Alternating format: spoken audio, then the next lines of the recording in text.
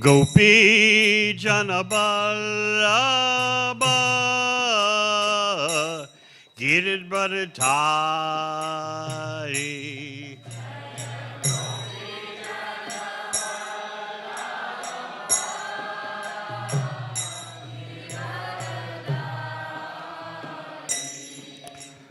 Gopi Janaballabha Giridvaradhari.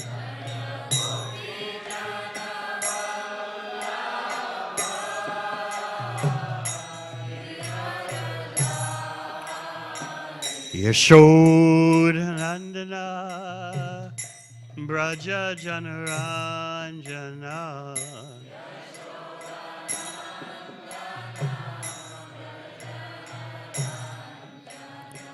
Yamunatira Vanachari.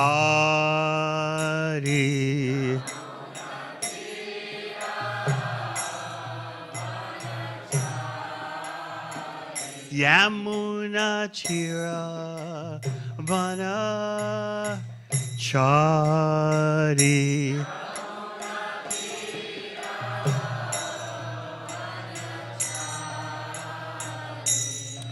Jaya Radha Madhava Kunja Bihari.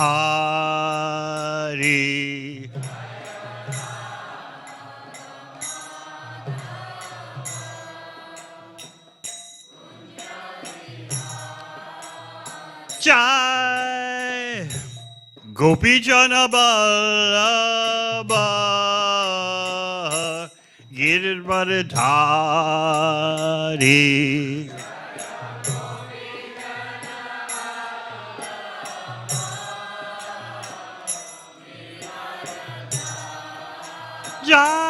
Jai Gopi Janaballabha Giridvaradhari.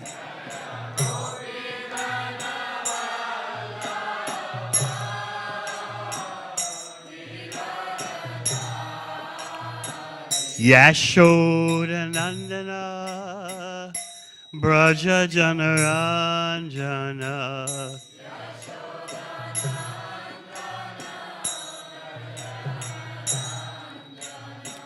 Yamunatira Vanachari.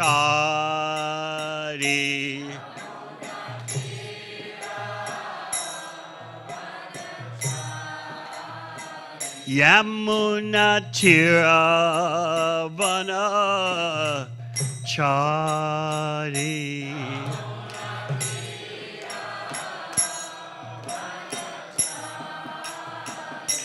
Jaya Radha Madhava Kunja Bihari.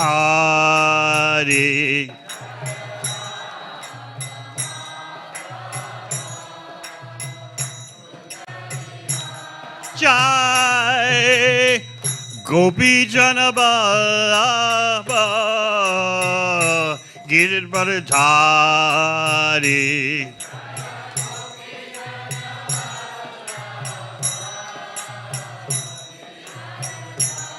Jai Gopi Janaballabha Giridvaradhari.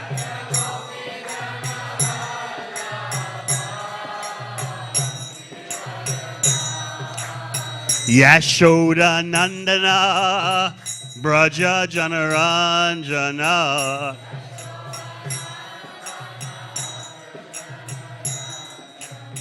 Yamunatira Vanachari.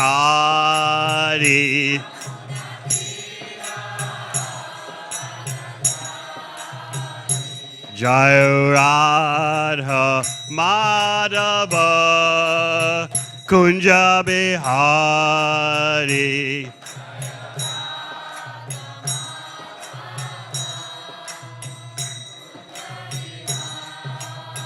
Hare Krishna, Hare Krishna, Krishna Krishna, Hare Hare, Hare Rama, Hare Rama, Rama Rama, Hare Hare.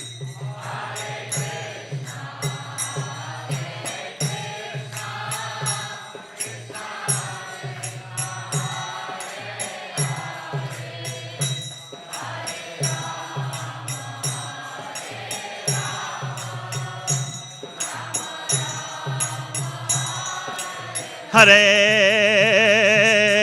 Krishna, Hare Krishna, Krishna Krishna, Hare Hare, Hare Rama, Hare Rama, Rama Rama, Hare Hare.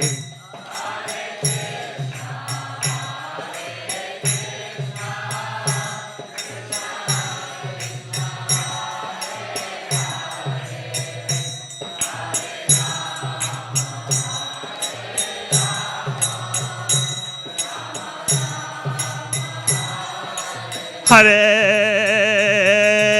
Krishna, Hare Krishna, Krishna Krishna, Hare Hare, Hare Rama, Hare Rama, Rama Rama, Hare Hare.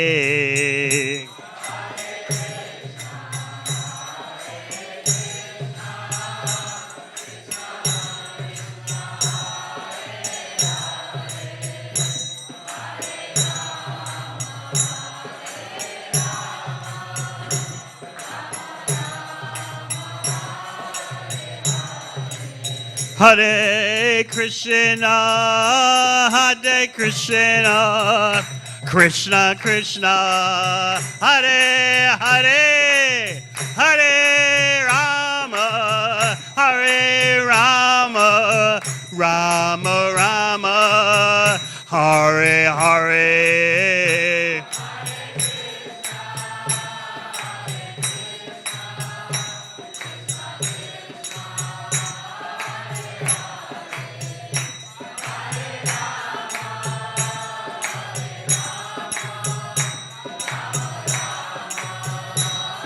Hare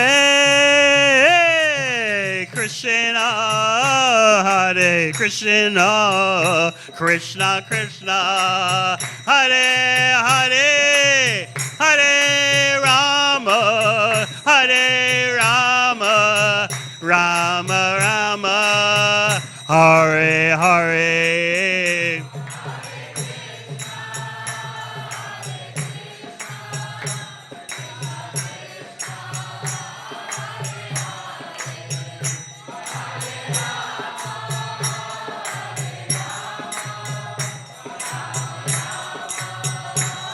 Hare Krishna, Hare Krishna, Krishna Krishna, Hare Hare, Hare Rama, Hare Rama, Rama Rama, Hare Hare.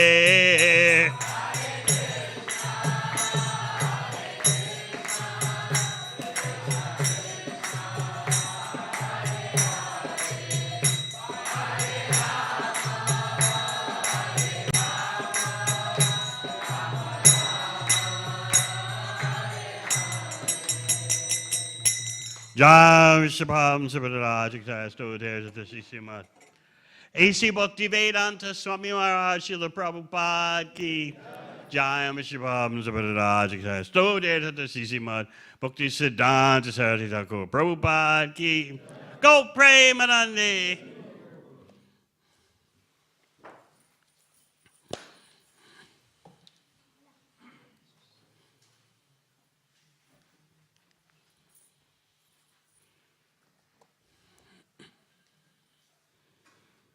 Om Namo Bhagavate Vasudevaya. Om Namo Om Namo Bhagavate Vasudevaya. Om Namo Bhagavate Vasudevaya.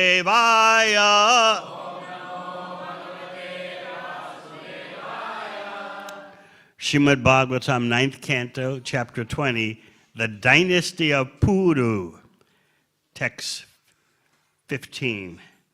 Have we read 14? Okay, but we'll chant 15, is that it? We chant 14. Chant 14, okay.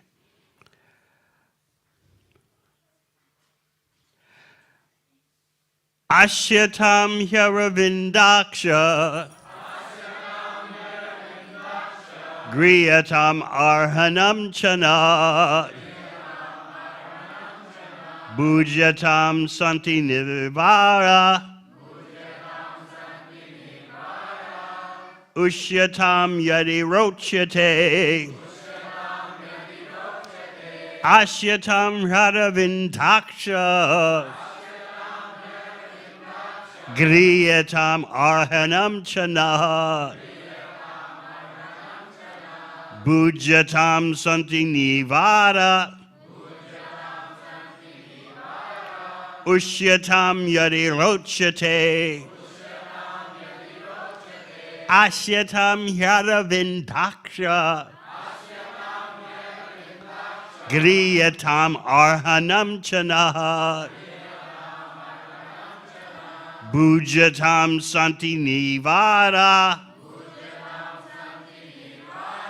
Ushyatam Yadi Rochate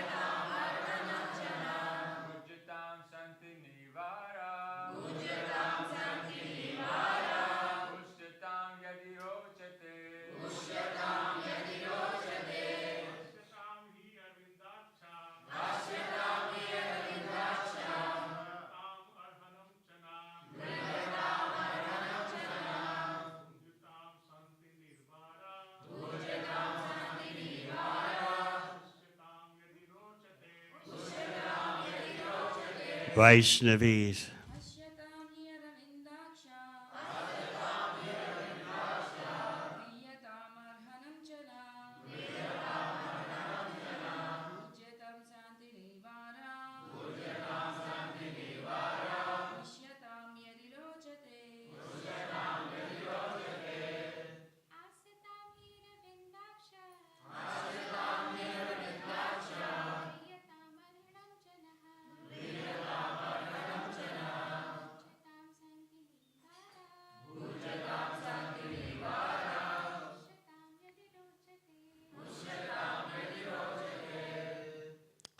Asyatam, please come sit here. He, indeed, Aravinda-aksha, O great hero, with eyes like the petals of a lotus. Griyatam, please accept. Arhanam, humble reception. Cha, and na, our. Bhujyatam, please eat. Santi, what there is in stock. Nivara, Nivara rice. Ushyatam, stay here. Yadi, if. Rochyate, you so desire. Translation. O king with eyes like the petals of a lotus, kindly come sit down and accept whatever reception we can offer. We have a supply of Nivara rice that you may kindly take. And if you so desire, stay here without hesitation. Text 15. King Dushmanta replied, O Shakuntala, with beautiful eyebrows, you have taken your birth in the family of the great saint Devamrita, and your reception is quite worthy of your family. Aside from this, the daughters of a king generally select their own husbands. Purport. In her reception of Maharaja Dushmanta, Shakuntala clearly said, Your Majesty may stay here and you may accept whatever reception I can offer. Thus she indicated that she wanted Maharaja Dushmanta as her husband. As far as Maharaja Dushmanta was concerned, he desired Shakuntala as his wife from the very beginning, as soon as I saw her. So the agreement to unite as husband and wife was natural. To induce Shakuntala to accept the marriage, Maharaj Dushmanta reminded her that as a daughter of a king, she could select her husband in an open assembly. In the history of Aryan civilization, there have been many instances in which famous princesses have selected their husbands in open competitions. For example, it was in such a competition that Sita Devi accepted Lord Ramachandra as her husband, and that Draupadi accepted Arjuna. And there are many other instances. So marriage by agreement or by selecting one's own husband in an open competition is allowed. There are 8 kinds of marriage, of which marriage by agreement is called Gandharva marriage. Generally, the parents select the husband or wife for their daughter or son, but Gandharva marriage takes place by personal selection. Still, although marriage by personal selection or by agreement took place in the past, we find no such thing as divorce by disagreement. Of course, divorce by disagreement took place among low-class men, but marriage by agreement was found even in the very highest classes, especially in the royal Kshatriya families. Maharaja Dushmanta's acceptance of Shakuntala as his wife was sanctioned by Vedic culture. How the marriage took place is described in the next verse. Om Agana Chimadandasya Gananjana Shalakaya Chakshun Militang Yena Tasmai Sri Gurave Namaha Jai Sri Krishna Chaitanya Prabhu Nityananda Sri Advaita Gadadhar Sri Vasadi Gaur Bhaktivedanta Hare Krishna Krishna Krishna Hare Hare Hare Rama Rama Rama Hare Hare. So this is real human life. In Vedic culture, everything is orderly, everything is tidy, everything is done according to precise protocols and precepts. This is totally unlike life today, in which each person thinks he or she is an autonomous unit, and that it's up to you to create and define your own identity, your own lifestyle, your own choices. This is proving to be so psychologically devastating. That's the story of Western society. It has promoted extreme individualism. Just do your own thing, whatever it is. And you have to carry such a burden of validating yourself, forgiving yourself. People are crumpling to the ground. They're being crushed by such a burden. They can't do it. They're too tiny. They're not the Supreme Personality of Godhead. Only Krishna is self-defining. Only Krishna is self-validating. So why is it that we consider such a regulated civilization to be barbaric? In a real human civilization, as we've been discussing, there are 4 aspects which are not Krishna conscious, but will pave the way for someone to become Krishna conscious gradually. Dharma, Artha, Kama, and Moksha. So Dharma, first of all, following religious rituals, whatever they may be. Just like in Vrindavan, Nanda Maharaj is saying, we worship Indra because our prosperity depends on the rain, and the rains come from Indra. He explained that to Krishna. Of course, Krishna wanted to humiliate Indra. That was one of his 3 goals. The goal number 1 was to humiliate Indra. Goal number 2 was to inaugurate Govardhan Puja. And goal number 3 was to give the residents of Vrindavan a chance to stare at him 24/7 as he held up Govardhan Hill. So in a traditional material society, first there is Dharma. Religion performed for what purpose? Artha, economic prosperity.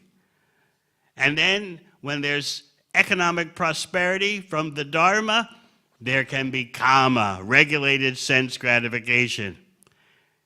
And then what comes next? According to the Vedic system, after you are regulated Kama or sense gratification, you reach the same conclusion that Yayati reached after taking the youth of his sons. I've been gratifying my senses for thousands of years and I'm still not satisfied. How is it that by putting ghee on the fire diminishes? No, with every drop of ghee, the fire gets bigger and bigger and bigger. I've experienced this. So then Yayati, as you heard a few weeks ago, turns to liberation. Get me out of the material world. Not necessarily Krishna bhakti does moksha mean. Generally it means just you want to merge into Brahman. You want out of material existence. But Lord Chaitanya has come to give us category number 5. Prema Pumarto Mahan, love of Krishna, is in the 5th category, beyond Dharma, Artha, Kama, and Moksha. Engagement in Krishna service is beyond the 4 ingredients of a successful material civilization.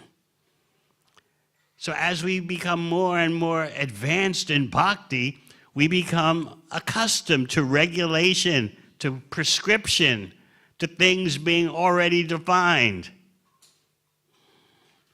What does Krishna say in Bhagavad Gita? Yashastra vidam utsrija vartate kama karta nasa siddham avapnoti nasukam na paramgati. If you throw away the regulations of the Shastra, and why do you do it? Kama karta, out of lust. I want my desires, ignorant as they are, to reign supreme. Then you don't get happiness. What to speak of, you don't get the supreme destination. But generally, people want to be happy. The happiness epidemic reigns supreme, but why aren't people happy? Why are they so unhappy? It seems like just act according to your desires. Get all that you can, and you'll be happy. Get money. Get sense gratification. Get investment properties. That's all you need. So even in this material quest, people have forgotten the material ingredients of a real human society. Dharma, Artha, Kama, and then you want moksha. Now, what is it? First, Artha. And then maybe Dharma. First, get the money. Even some families are saying,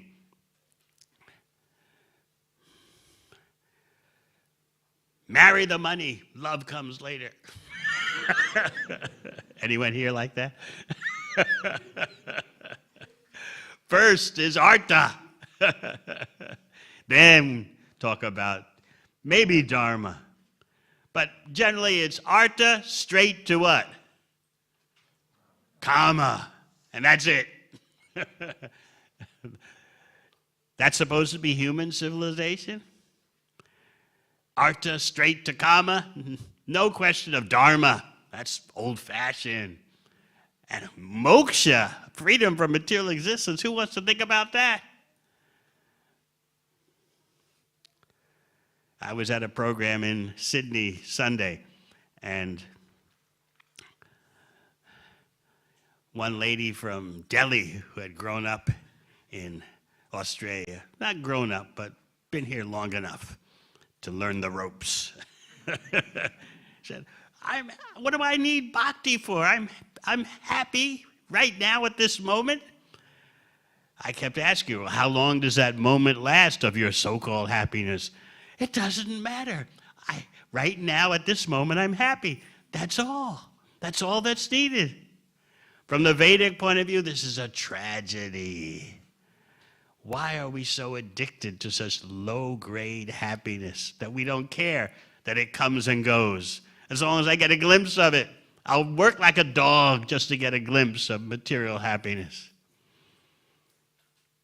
So in Vedic culture, everything is defined, prescribed, regulated. Some people consider that to be slavery. There should be so much choice. Do your own thing. Just like I've explained so many times, when people in non-traditional cultures hear about the Vedic tradition of, it's not simply Vedic, but it exists in other ancient cultures, people marry based on the selection of the parents. Now that, in the Western world, is considered what? Barbaric. Who could choose their partner just because their parents have picked out someone? You have to try many potential partners. Try them out. Shop around. That was the expression when I was young. Shop around. Don't settle for the first one you meet.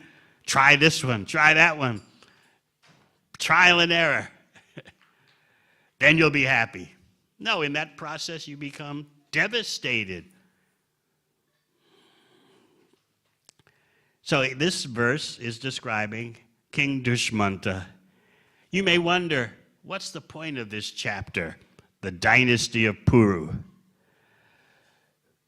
You're handed descriptions of personalities far beyond the capacity of contemporary human beings.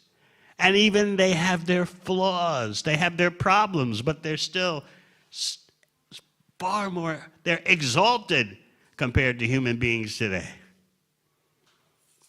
And also in this dynasty of Puru, as Shukadeva Goswami will explain, Parikshit Maharaj has appeared.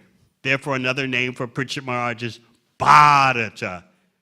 He's appearing in the dynasty of Bharata. So in this way, we learn that human beings today are so puny.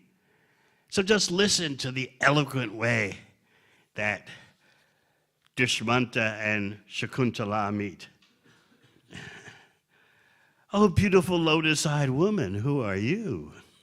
Whose daughter are you? What purpose do you have in this solitary forest? Why are you staying here? So yes, he's feeling material desires, but he's executing those desires in a responsible way. He's a Kshatriya, so it's his duty to give protection and shelter. So he's come upon this beautiful woman in the forest. So he continues, "O most beautiful one, it appears to my mind that you must be the daughter of a Kshatriya. Because I belong to the Puru dynasty, my mind never endeavors to enjoy anything irreligiously." So in this way, he's indirectly expressing his desire to marry her. She's the daughter of Vishvamrita Muni, who is a Kshatriya, but Kshatriya by birth, but by activity and quality, he's a Brahmana.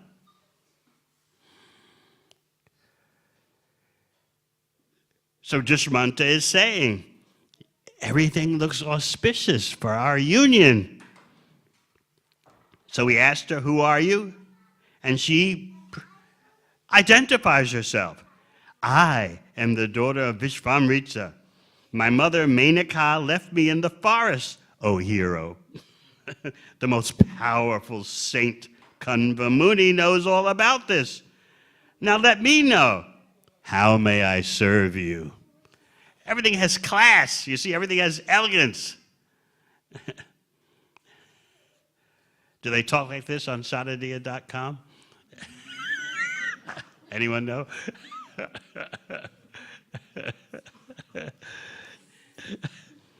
So she continues.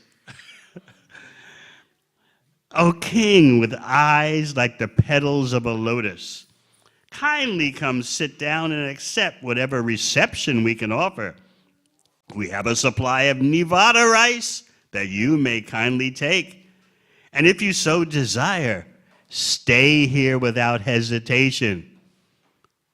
That means I'm agreeing to your proposal. So now King Dushmanta replies, O Shakuntala with beautiful eyebrows. Sublu with beautiful eyebrows. Married men, you can remember that. You can compliment your wife. Oh, Sublu. Of course, these days you have to spend money to have your eyebrows done up, yes? So, O Shakuntala with beautiful eyebrows, you have taken your birth in the family of the great saint Vishvamrita, and your reception is quite worthy of your family. Aside from this, the daughters of a king generally select their own husbands. In other words, you are free to accept me. So in the purport, Prabhupada explains that there are 8 kinds of marriage, of which marriage by agreement is called Gandharva marriage. How many of you were married through Gandharva marriage? Raise your hands. Oh, everyone was arranged, huh? Gandharva marriage, it's possible. But then there is the Rakshasa marriage by kidnapping. Any ladies here kidnapped? Marriage by kidnapping?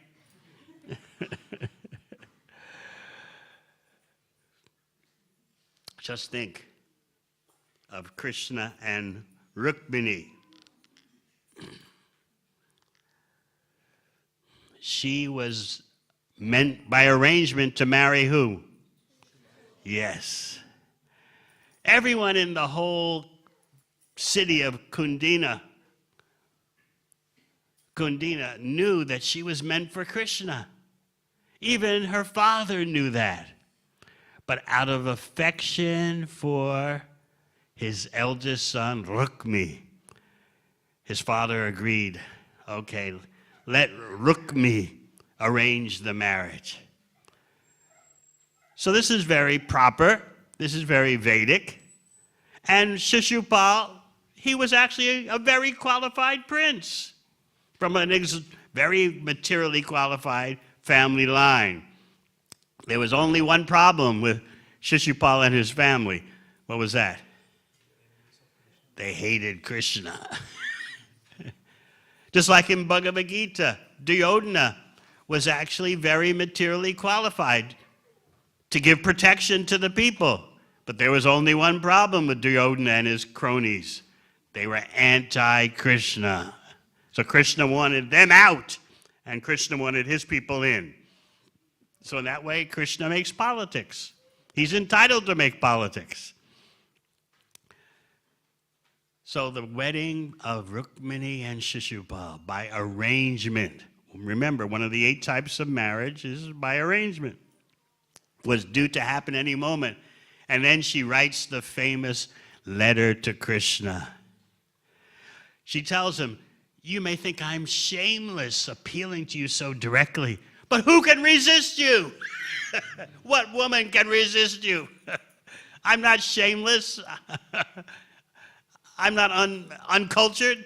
Where is the woman? Where's the woman who could resist attraction to you? She appealed to him. Don't let the jackal take what is meant for the lion. Don't let that jackal Shishupal. Anyone seen any jackals before? Yes. And they make that sound, which is so unattractive, can keep you up at night. It's known as a low-class animal, whereas the lion is known to be very majestic and powerful and noble. So Rukmini says that to Krishna in her message. Don't let what is meant for the lion go to the jackal. Indirectly, she's insulting Shishupal.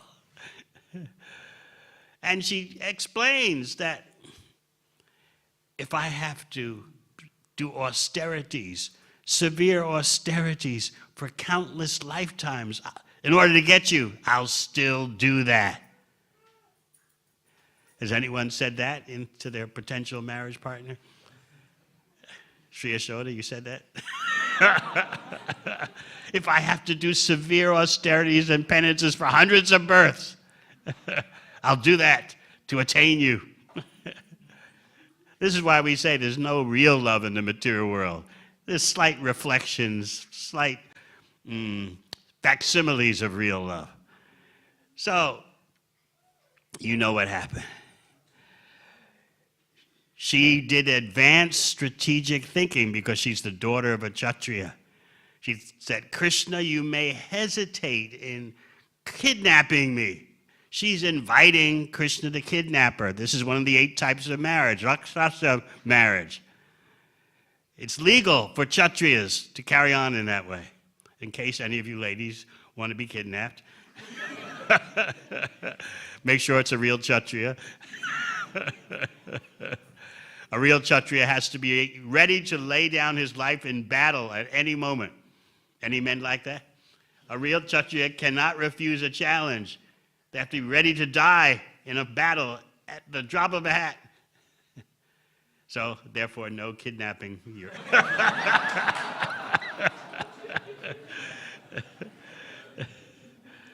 So she wrote Krishna. She had figured out in advance, Krishna may hesitate to kidnap me because if there's a battle scene in the palace, because Kshatriyas are not going to just stand there and watch Krishna take her away, there could be a battle in the palace and there'll be many deaths, even deaths among women, because there'll be women in the palace. So she gave Krishna a plan. It's my family tradition to worship Durga. So on my way to or from the Durga temple, seeing the deity of the goddess Durga, that's the perfect time. Now you may say, Durga Puja, Rukmini's doing it. It's all right for me to do it. It's all right for my family tradition to be that. Rukmini was worshiping Durga to get Krishna. Just like the gopis in Vrindavan worship Katyayani to get Krishna. So you want to worship Durga, go ahead, but the only purpose can be, help me get Krishna. Help me have Krishna's service. So it's a little hard to understand, but generally the Kshatriyas of that time, Prabhupada explains, were all Vaishnavas mostly, but they would worship Durga for material prosperity, even though they knew Durga is not the supreme. But they felt, maybe she can help out a bit, you know. It's not pure bhakti. So she instructed Krishna, on my way out of the Durga temple, that's the perfect time. There'll be minimal bloodshed. No innocent women and children will be caught up in the battle. Because if you do it in the palace, that's what's going to happen. Innocent persons could be injured or killed. So, of course, she didn't know for sure that Krishna would turn up. She was in anxiety about that. And then she sees the Brahmana messenger that she had sent to Krishna. He returned. And she knew, okay, it's going to happen. She had no doubts that Krishna would be successful. Therefore, she addresses Krishna as Ajita, unconquerable. She knew, he's here, he's going to capture me, there'll be no problem. Now, Krishna, being invincible, he had left Dwarka alone with one Brahmana to tend to Rukmini. So Balaram was very concerned about this. Wait a minute. There could be a huge battle, and Krishna's gone to Kundina with just a Brahmana? What can a Brahmana do in a battle? So Balaram got a huge army, and he went. So the stage was set for a marriage that was going to be a battle. This is Rakshasa marriage, kidnapping. The word was out amongst Shishupal's mates. He had so many warriors there, so many princes coming to see the wedding, but actually each of those warriors, the so-called friends of Shishupal, were thinking, maybe at the last moment, Rukmini will choose me. Because that's the Kshatriya, Ishwar Bhav. They're full of themselves, as we would say in Australia. Quite full of themselves. I'm so attractive, even though she's marrying Shishupal on this day, surely she'll look at me and then change her mind. So the word was out, though, that Krishna could be coming. Somehow or other, the town talk was that Rukmini had sent a messenger to Krishna, a Brahmana. So there was some buzz. So Shishupal and his mates were all ready for a battle.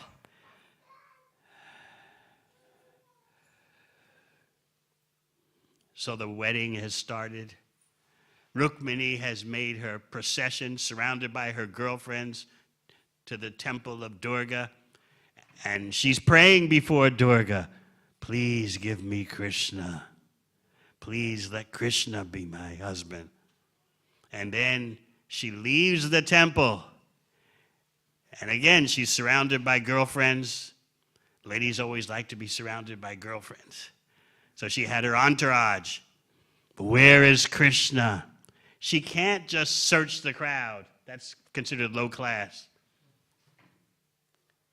What she does, the acharyas explain, is something very subtle. She has a little bit of her hair covering her left eye. So she looks for Krishna while therefore everyone can think that she's just uncovering the hair from her eye. But actually, where is he? Remember that technique. And then she sees him. But meanwhile, what's happened?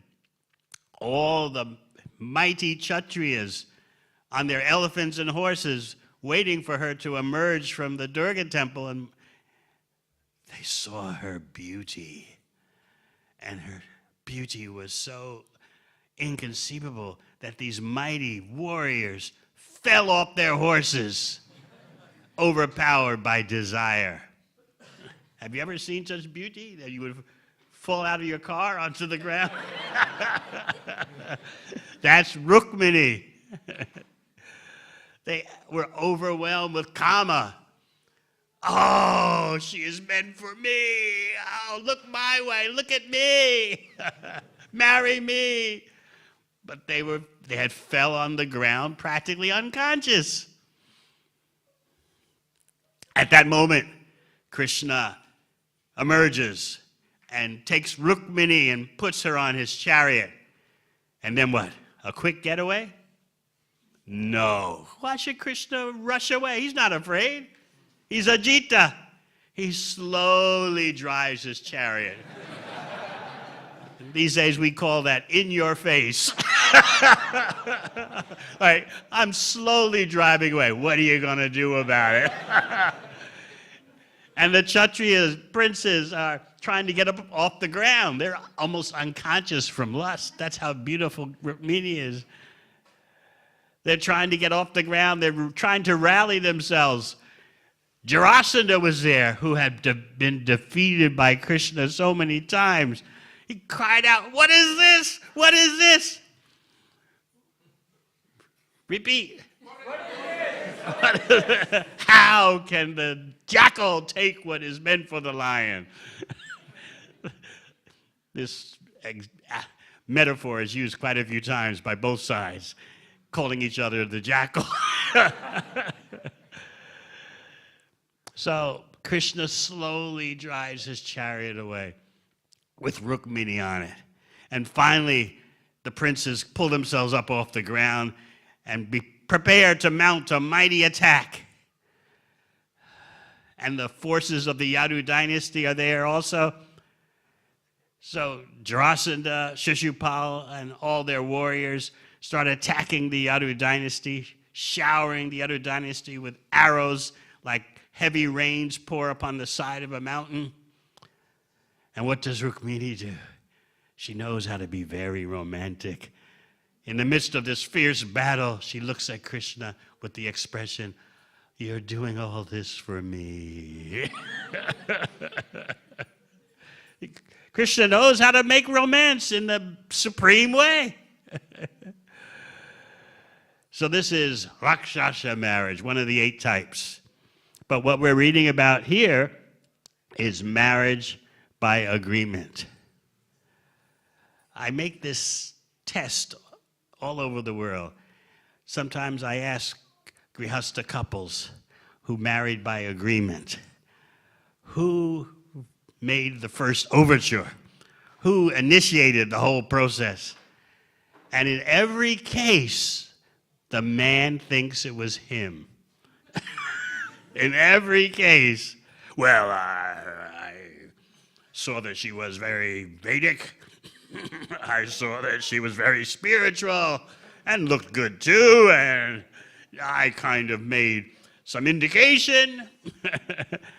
Just like King Dushmanta made his indication. "Oh, beautiful lotus-eyed woman, who are you? Whose daughter are you? What purpose do you have in this solitary forest?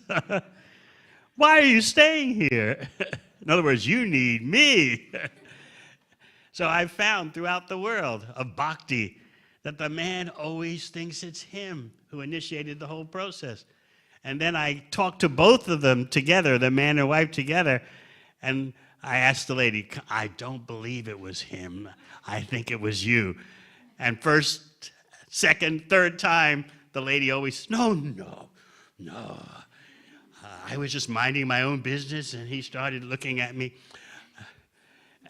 Upon further questioning, and because the man is convinced that he was the initiator, he was the inaugurator, I tell him, "I don't believe this. Let's question further."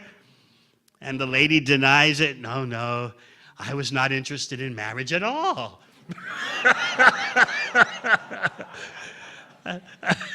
But finally, he convinced me, and I agreed. So I keep inquiring.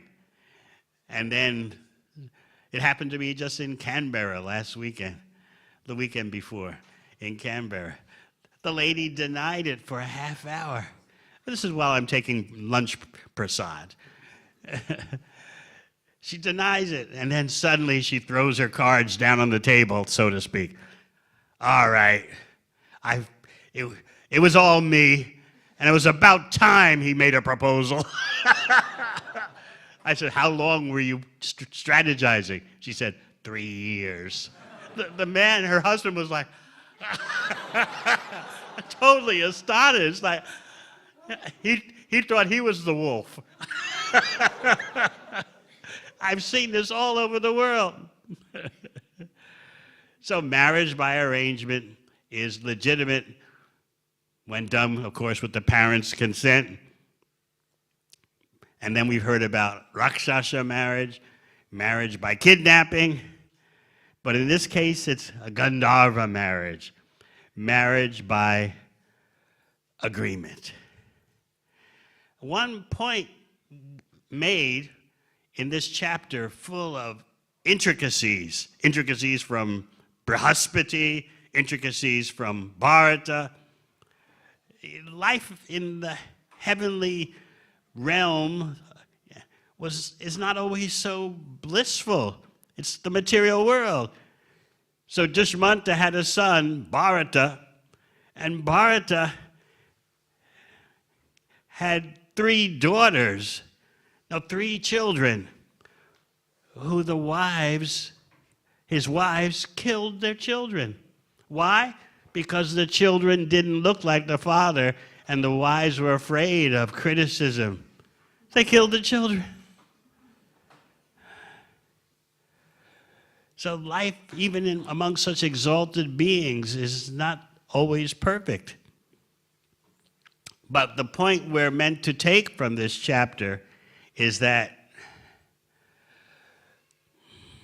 sometimes in Brahmana families, Kshatriyas are born, and sometimes in Kshatriya families, Brahmanas are born. Srila Prabhupada wants us to make sure, he wants to make sure we understand that point in this chapter. Just like Vishvamrita Muni, he's born in a Kshatriya line, but his activities are like a Brahmana. Similarly, it can be the other way around. Someone born in a Brahmana family, their activities are like a Kshatriya. So this is why in Bhagavad Gita, Krishna explains, Guna karma vibhagasha, by your quality and activities, that's how you're typified, classified, not simply by birth. Birth is a consideration, but it's not the ultimate consideration. So Srila Prabhupada wants that this chapter is a reference point for that proper understanding of Brahmana or Kshatriya by quality and activity. So we learn so much about how a real human society functions. You may wonder, what has all this got to do with today, and here and now in our contemporary times? Unless we hear about the real standard, we'll think that the way things are today, that's just the way things always should be. There's nothing better. But when you hear about something better, then you don't become so attached to the way people live today. Unregulated, uncivilized, basically barbaric. When we have our retreats for newcomers from Bharat to Australia, we'll have one at the end of November for students and young professionals. And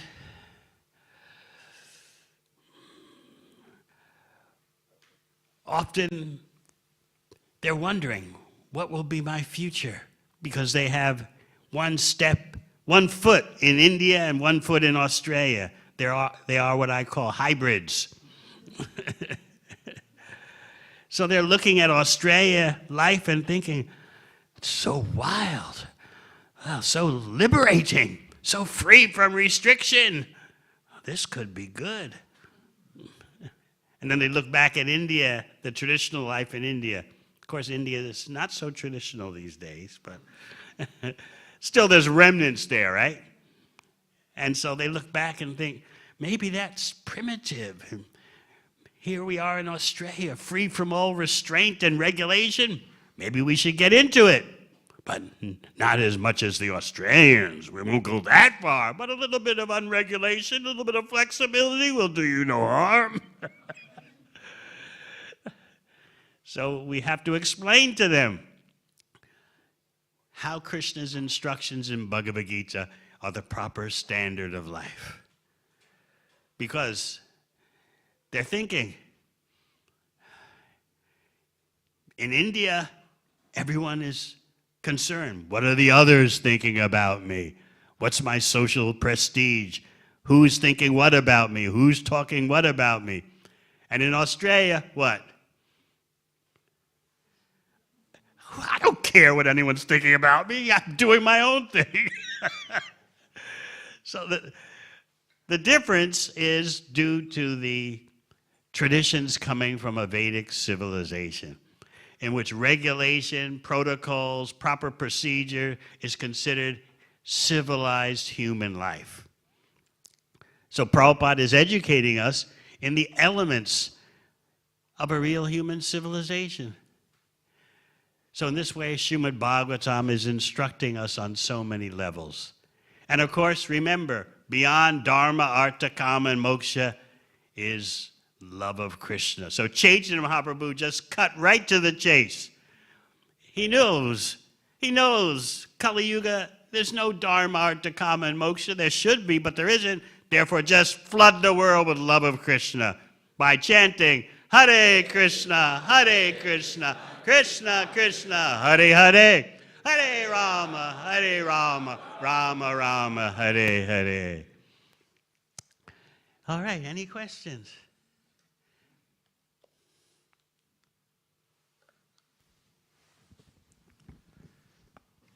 Hare Krishna Maharaji, Dandavat Pranam. Thank you for a wonderful class. I want to understand three things here, as you have said about... Start with one. Start with one, yeah. It's about a devotee, and he want to understand about karma, tolerance, and reaction. We understood the Kshatriya Dharma in your class, but I want someone want to understand about how to get into bhakti. So this is an aspiring devotee who has been with some incidents and came for help to me. They are avoiding a person and ignoring, but still being physically assaulted and verbally abused in the temple for multiple times from past 6 months. Should one take this as karma and continue to tolerate it? If there's some problem like that within the temple facility, you should report it to the authorities. Okay, finished. They have reported it to authorities. Okay, but this is not a proper question for Bhagavatam class. I've already told you what to do. You report it to the authorities, and then you work things out. We have Arjuna Sakha Prabhu here. He's expert manager. You talk to him. Yep. Finished. Thank you. Any questions about Bhagavatam? Hare Krishna Maharaj, thank you for the nice class. Maharaj, you mentioned how the material happiness, it lasts for a bit, and you gave the example of the lady in Sydney. So I would like to ask for the spiritual happiness that we get while doing services in the temple here in the material world. Will we experience the same happiness in the spiritual world when we directly serve Lord Krishna, or would that be different? If you read Bhagavad Gita properly, you'll get the same benefit by your reading as if Krishna is personally present before your eyes. Think about that. I've heard that you value coming to Bhagavatam class so much that you arrange your whole lifestyle, your studies, just so you can come to Bhagavatam class every morning. Continue like that and you'll see Krishna. Yes. Anything else? Hare Krishna Maharaj, thank you for the nice class. Thank you for coming, Ramai. I was wondering, when Krishna killed the Keshi demon, how did Narada Muni know like the great deeds he would do in the future? How did Arjuna? Narada Muni. Narada Muni. Yeah. Because Narada Muni is Trikala Gya. That means he sees through all phases of time, past, present, and future. Thank you. Very good question. Thank you for coming to class. Hare Krishna Yes. Maharaj, you mentioned, give the example of the girl in Mataji in Sydney, living in the, like, she's happy in the moment. She thinks. Yeah. But then you have to analyze what's the quality of that momentary happiness. She says, even though it doesn't last, it's okay because I have something for the moment. But okay, for the moment you have it. What's the quality of what you have in the moment? That they don't try to understand. It's mixed with anxiety. It's going to end. Or could I be doing better? Is there something better? It's never pure happiness. Go on. So I'm just thinking from a spiritual point of view, because the mind, even while practicing devotional life, the mind is very, very like a monkey, just keep running. So while chanting, how can I feel happy in that moment and that moment stays? You're actually, as a mature devotee, you're not trying to feel happiness by chanting. You're trying to please Krishna by chanting. But in the beginning, yes, I want to feel good. I want to feel bliss, ananda. So you look for that from your chanting. But gradually, as the more you chant Hare Krishna, the more you chant Hare Krishna, the more you start thinking of Krishna's pleasure. How is Krishna relishing my chanting? And then you're becoming a mature devotee. But in the beginning, yes, I want to be free of anxiety, free of stress. I want to be religious. I want investment properties. I want a nice spouse. Let me chant Hare Krishna. It's all right in the beginning. But as you chant Hare Krishna, you start gradually thinking, what about Krishna's pleasure? Because what are you saying when you're chanting? My dear Lord, please engage me in your service. And further down the road, you'll start to realize when you chant, here is Radha, here is Krishna. So all that will open up to you as you progress in attentive, dedicated chanting. Thank you. Any questions from this side? Ladies, no questions? Yes.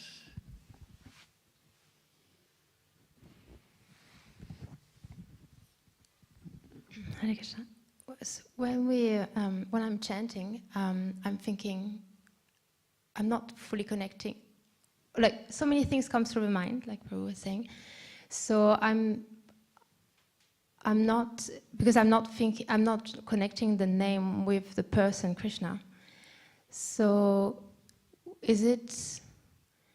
would it be advisable to can we think about Krishna's pastimes, and we can have more emotions and connect the name to the... Krishna is present as his name, just here. You don't have to imagine anything, just here.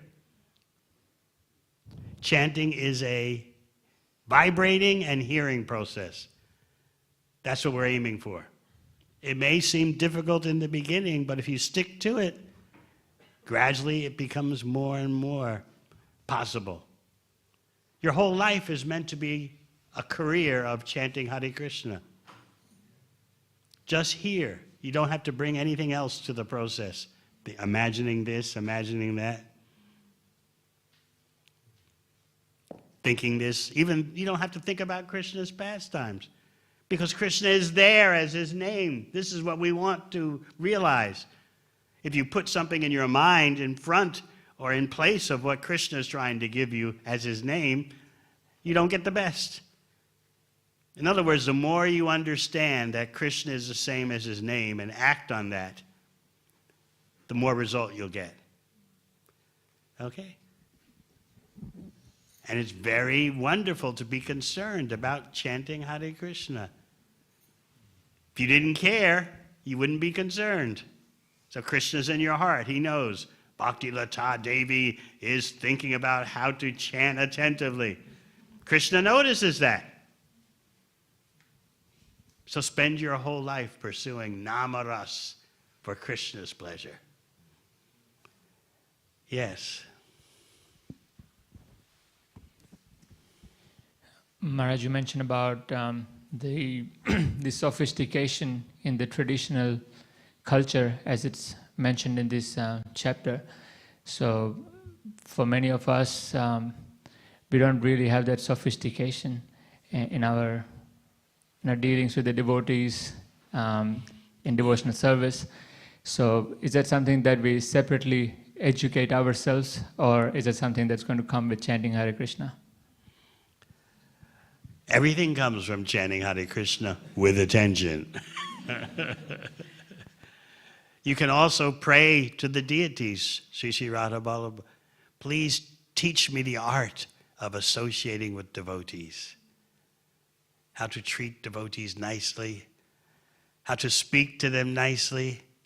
Yes, it's very interesting how Dushmanta and Shakuntala are talking to one another. So such elegance, such class. To associate with devotees, as I often explain, requires divine empowerment, because they're all so different. You look around in this room, you're surrounded by persons who generally, according to your karma, you would never associate with. Even they may all be from India, but different parts of India, very important. But here we are together in Lord Chaitanya's Sankirtan mission. So there are so many different types of bodies, so many different types of ethnicities, brought together by Lord Chaitanya's movement of pure love. So you pray to the deities, please teach me the art, science, and culture of how to relate to devotees properly. It's the greatest career. Two things, chanting Hare Krishna with attention and associating with devotees, how to do that in a quality way. Both are a lifetime pursuit. You got to start somewhere. Just like you learned how to play a little bit of mridanga, gradually getting better. Similarly, you learn by the mercy of the deities how to inspire other devotees by your association.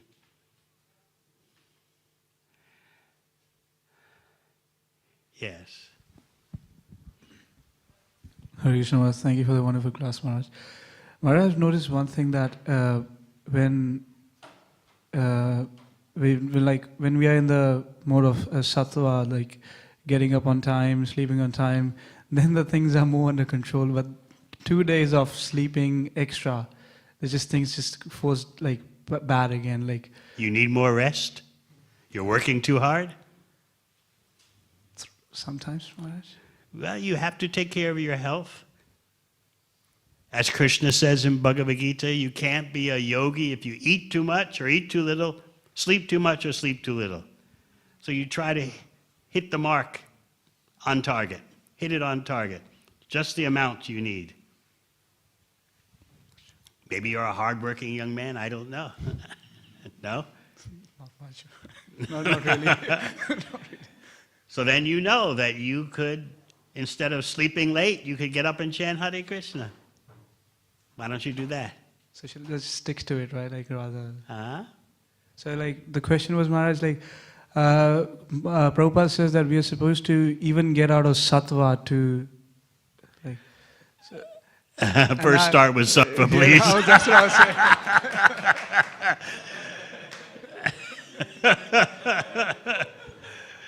All right. Thank you very much. Hare Krishna.